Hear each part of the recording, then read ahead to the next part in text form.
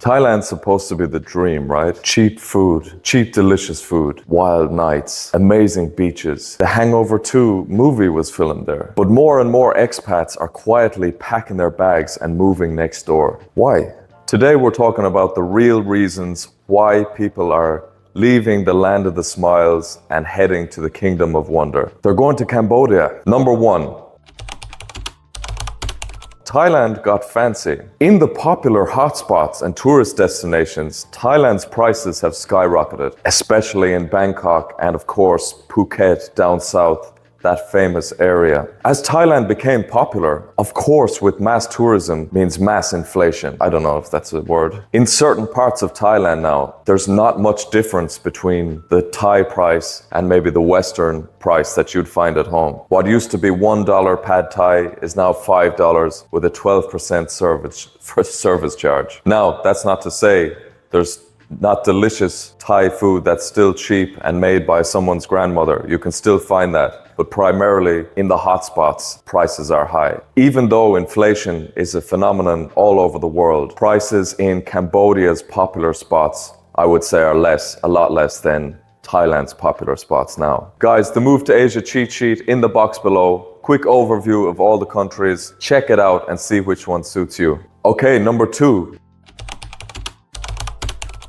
A big thing for people. Visas in Thailand. Visas in Thailand have become a game of bureaucratic gymnastics. I think everyone knows that spent time in Thailand, the visas can constantly change. It's very hard to keep up with them. And if you're like me, easily confused, this can be frustrating. Cambodia, on the other hand, it's very straightforward and they make it simple. Because Thailand's become so popular, it's just inevitable that they have to get stricter with visas. There's more red tape. It's not quite the Wild West that it used to be. But now getting a visa feels like applying for the FBI. You still have to do the 90-day reporting to immigration. You'll always be in touch with immigration, I feel, if you're staying in Thailand. In Cambodia, on the other hand, you rock up, you pay the fee, you go to the agency, they stamp you in, and then you're left alone. No one bothers you from then on. In Cambodia, I didn't have to explain my full life story. I didn't have to say what I'm up to.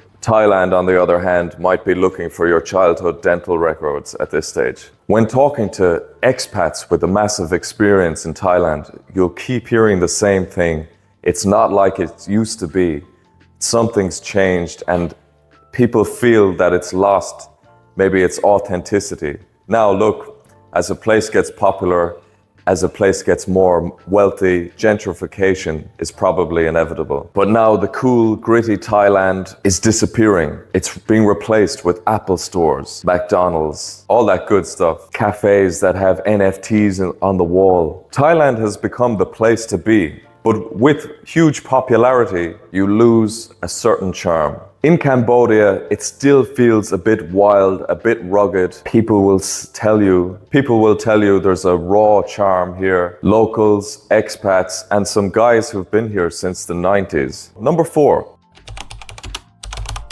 Expats want to feel like they're somebody again. Thailand has a huge expat scene now, but this means that you're nothing special. You're just another guy with a YouTube channel who's sweating live on camera. Cambodia, on the other hand, you stand out. They're not as used to foreigners. They're not as jaded by the tourism as it seems in Thailand. In Thailand, you're one in a million. You're there one day, you could be gone tomorrow. No one really cares that much. In Cambodia, they're more curious about you. You walk in somewhere and it's an event. Look, that's a bit extreme. I found it more easier to integrate in Cambodia than Thailand. And I agree with a lot of people that say the Cambodians are probably the most welcoming people you find. Yeah, that's a good way to say it. In Cambodia, I always feel welcome. In Thailand, we'll just leave it there. Okay, number five. Thailand's laws are getting stricter. In Thailand, you have to be careful what you say. You can't just go around vlogging everywhere. Cambodia, on the other hand, is a bit more free, a bit looser. Not that I have anything bad to say about Thailand, but Thailand has some strict libel laws. Apparently you can't just film freely. Apparently it's not so free to just go around filming everything. In Cambodia, as long as you're not bothering anyone, it seems to be very free and relaxed. Number 6. Thailand is one big party scene. It's very commercial. It's all for tourists. While Cambodia has some party pockets around the cities, it's not as commercial yet. It feels more real here. I think there's less people coming to Cambodia just to party than there is in Thailand. While Thailand's party scene used to be legendary, now it seems like Coachella for backpackers and Instagram. Look, if you like to party, that's fine. Thailand is great for that. But for a lot of people, they probably won't like that scene. Okay, number 7. Cambodia is leveling up very, very quickly. Infrastructure is getting better. Wi-Fi is improving. They're really doubling down on the co-working space and attracting remote workers. Cambodia is catching up fast. You hear a lot of people, oh, I was in Cambodia in 2010. The roads were dusty and dirt. There was no Wi-Fi. It's not 2010 anymore. It's 2025 and things are changing. The Wi-Fi in the cafes is really good. The gyms with air conditioning and state-of-the-art equipment, you can't get better than that. Lovely cafes that you can work in with no pressure to get out or buy a drink every 20 minutes. For sure, Cambodia is not as developed as Thailand. Thailand's incredibly developed now, but it's getting there quickly. And people are saying Cambodia is like Thailand a few years ago. Okay, that brings me to number 8. Expats are chasing that feeling. They want that feeling of nostalgia and the past, and they're saying that Cambodia feels like Thailand, but 20 years ago. They remember the good times and they want to go back. A lot of Thailand expats will tell you, man, remember how good it used to be back in the day, in the 90s, in the early noughties. But now Cambodia has that feeling. It's rough, it's raw, it's full of opportunity and growing very fast. People aren't leaving Thailand because it's bad. They're just leaving because it's changed. And Cambodia feels like a time machine back until the good days that they remember. Okay, quick recap. Thailand's gotten pricey. Visas are a pain in the ass. Gentrification. Cambodia is real, rugged, and more fun now. You can stand out again. You can be somebody. Cambodia still has that final frontier feeling. It's very exciting, and you can feel the buzz of opportunity while you're here.